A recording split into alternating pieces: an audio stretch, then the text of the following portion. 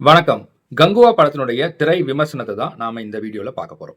இந்த படத்தை எழுதி இயக்கியவர் சிவா அவர்கள். இந்த படத்தினுடைய இசை தேவி ஸ்ரீ பிரசாத். இந்த படத்துல சூர்யாவோட பாபி தியோல், திஷா பதானி, யோகி பாபு, கருணாஸ் மற்றும் பலர் நடிச்சிருக்காங்க. இந்த படத்தினுடைய பிளஸ் மைனஸ இப்ப நம்ம பார்க்கலாம். முதல் பிளஸ் பாயிண்ட் என்னன்னா, இந்த படம் 2 காலகட்டத்துல நடக்குது. ஒண்ணு 1000 வருடங்களுக்கு முந்தைய காட்டுப்பகுதியிலும் மலைப்பகுதியிலும் நடக்கும் ஒரு கதை. இன்னொன்னு 2024ல ஒரு மாடர்ன் என்வைரன்மெண்ட்ல நடக்கிற ஒரு பகுதி. இந்த 2 பகுதியையும் மிக அழகாக திரையில் காமிச்சிருக்காங்க. அதற்கு ரொம்ப மெனக்கெட்டு அழகாக வரணும்னுட்டு, பிரம்மாண்டமா வரணும்னுட்டு ரொம்ப உழைச்சிருக்காங்க. அதற்கு நாம கேமராமேன், சிஜி ஒர்க் செய்தவர்கள், காஸ்டியூம் டிசைனர்ஸ், ஆர்ட் டைரக்டர்ஸ் இவங்களெல்லாம் நிச்சயமா பாராட்டியே ஆகணும். பல காட்சிகள் நம் கண்களுக்கு விருந்தாக இருக்குது. அதுவும் இல்லாம 3Dல பார்த்தீங்கன்னா, அந்த அனுபவம் ரொம்ப நல்லா இருக்கு. அதாவது மலை, கடல், கடல்ல வர அந்த பாய்மர கப்பல்கள், நூற்றுக்கணக்கான பாய்மர கப்பல்கள், அடர்த்தியான காடு, பசுமையான காடு, நீர்வீழ்ச்சி, அந்த மாரி எல்லா காட்சிகளுமே ரொம்ப பிரம்மாண்டமாவும், அந்த காலகட்டத்துக்கே நம்ம கூட்டிட்டு போயிருக்காங்க. அந்த காலகட்டத்தில அந்த வாழ்ந்த அந்த காட்டுவாசிகளுடைய உடைகள், அவங்களுடைய அந்த ஒப்பனை எல்லாம் மிகச் சிறப்பா கொண்டு வந்திருக்காங்க. ரொம்ப வித்தியாசமா, அந்த காலகட்டத்தில இப்படிதான் இருந்திருப்பாங்களோ அப்படின்ற ஒரு ஆர்வமும், வியப்பும் நமக்கு வருது. அடுத்து தேவி ஸ்ரீ பிரசாத்தினுடைய பாடல்களும், பின்னணி இசையும் நல்லா இருக்கு. அதற்கான அந்த பாடல்கள் சிலவற்றிற்கான நடனமும் நல்லா இருக்கு. சூர்யா நல்லா பண்ணியிருக்காரு. அதற்கப்புறம் நடிகர்களுடைய பெர்ஃபார்மன்ஸ். சூர்யா பார்க்க ரொம்ப ஹேண்ட்ஸமா இருக்காரு. நல்லா நடிச்சும் இருக்காரு.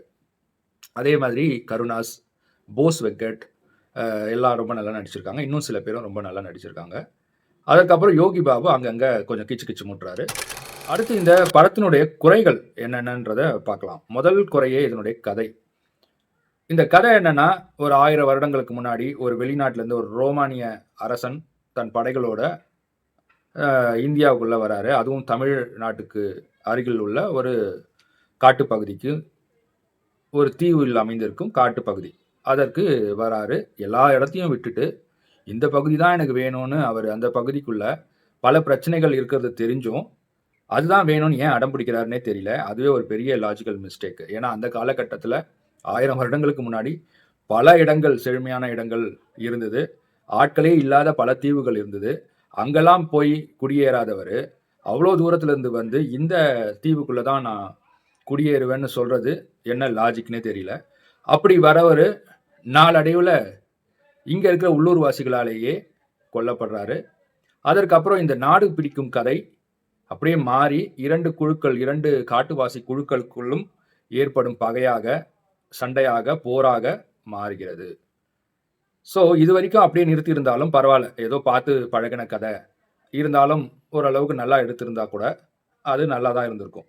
ஆனா, இதற்கு மேல இவங்க என்ன பண்ணியிருக்காங்கன்னா, முன்ஜென்மத்து ஞாபகம், முன்ஜென்மத்து உறவு அப்படின்லாம் காமிச்சு கரண்ட்டையும், இந்த கரண்ட் பீரியடையும் கொண்டு வந்து பாஸ்ட் அண்ட் பிரசன்ட் அப்படின்னுட்டு குழப்பி, ஒரு உப்பு சப்பு இல்லாத கதைய, லாஜிக்கும் இல்லாத கதையா மாற்றி, இவர்கள் இந்த கதைய ஒரு சுவாரஸ்யமில்லாத கதையா குடுத்திருக்காங்க.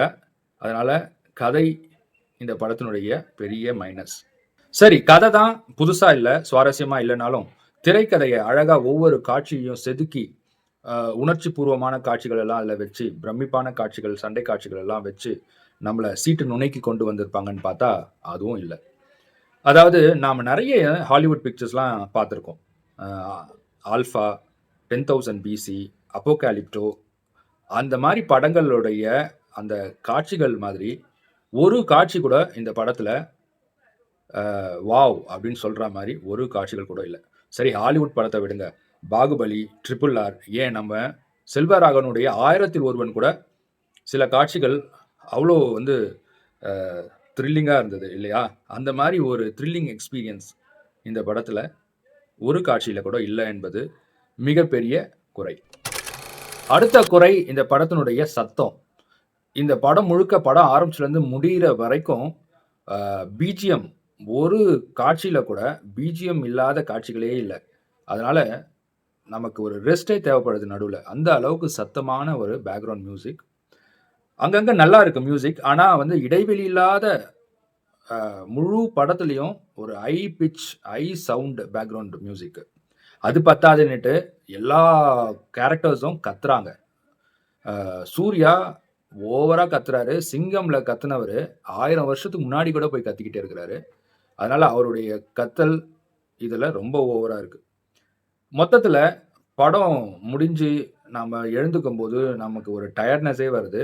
தலைவலியே வந்துடுது. மொத்தத்துல அழுத்தம் இல்லாத கதை, தெளிவில்லாத, நம்ப முடியாத திரைக்கதை, சுவாரஸ்யம் இல்லாத காட்சிகள், வலு இல்லாத ஒட்டாத கதாபாத்திரங்கள். முக்கியமா ஒரு சிறுவன சுத்தி தான் இந்த கதையே போகுது. அந்த சிறுவன் இன்னும் அந்த காலகட்டத்தில அந்த சிறுவன காமிக்கும்போது, இந்த காலகட்டத்தில எப்படி இருந்தானோ கிட்டத்தட்ட அதே மாதிரி தான் இருக்கிறான். ஒரு அந்த கதாபாத்திரம், அவனுடைய நடிப்பு, அந்த தோற்றம், அவனுடைய அந்த ஒப்பனை எதுவுமே பெருசா வித்தியாசமாகவும் இல்ல. அந்த நடிப்புலயும் வித்தியாசம் இல்ல.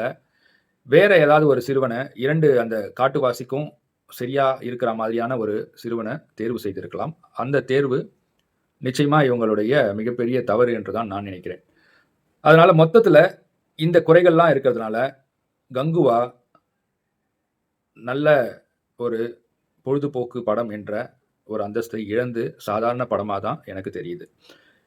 படம் முடிஞ்சு வெளில வரும்போது 2வது பார்ட்டினுடைய லீடும் குடுக்குறாங்க. அந்த லீடு குடுக்கறதுக்கு ஒரு பெரிய நடிகரும் வராரு. அது யாரு என்பதை நீங்க திரையிலேயே பார்த்துக்கங்க.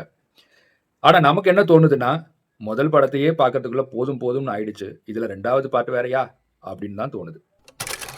நன்றி. இந்த விமர்சனத்த பத்தின உங்களுடைய கருத்துக்கள கமெண்ட்ல எழுதுங்க. இந்த வீடியோ உங்களுக்கு பிடிச்சிருந்தா லைக் பண்ணுங்க. மத்தவங்களுக்கும் ஷேர் பண்ணுங்க. நம்ம சேனலுக்கு இதுவரை நீங்க சப்ஸ்கிரைப் பண்ணலன்னா, உடனடியா சப்ஸ்கிரைப் பண்ணிக்கோங்க. வணக்கம்.